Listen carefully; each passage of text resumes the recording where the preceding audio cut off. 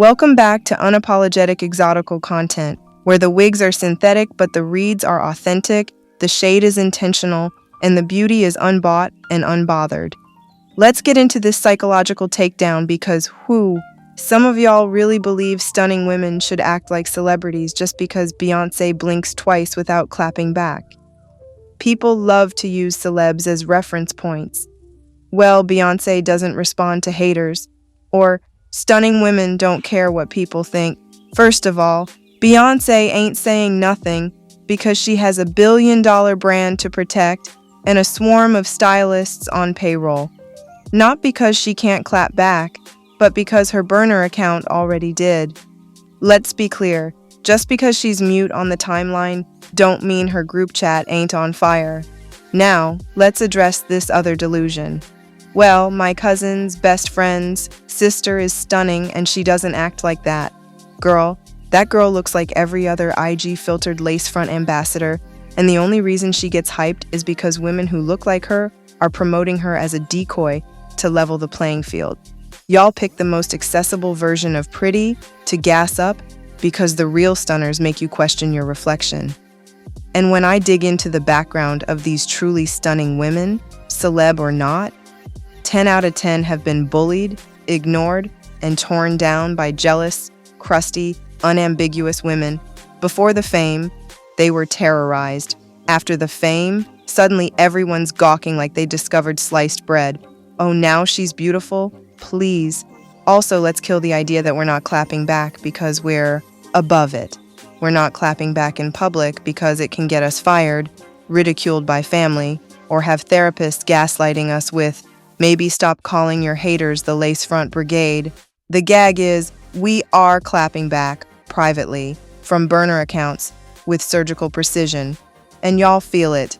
Trust me, those faceless profiles roasting you in your comment section, not always trolls. Sometimes it's your favorite influencer in stealth mode with a degree, a bag, and zero patience for delusion. Even Mooney Long, who is not giving face card never declines, said what we've been screaming. Unambiguous women are the worst bullies. Beyonce herself has been bullied by her own fans for years, but can't respond without setting the internet on fire and risking her empire. And let's be real, Beyonce is pretty, but let's not act like she was sculpted by Greek gods during their peak era. If she had my bone structure and my audacity, publicly, they'd unplug the internet. That's why I made this channel. Because venting about being a head-to-toe triple threat stunner in a therapy session doesn't hit the same when the therapist tells you to use kinder language after someone tried to metaphorically scalp you on the job. Bull. I'm not tearing anyone down. I'm telling the truth. You can't tear down what was never up. You mad I said it? Ask yourself why you're mad. I worked hard. I was a supervisor, a manager, a professional with credentials, and still had to leave my career because of the emotional terrorism that comes with being beautiful and competent around insecure people. I live the soft life now. I had an epiphany, and now I shop at Tiffany. But I'm still pissed.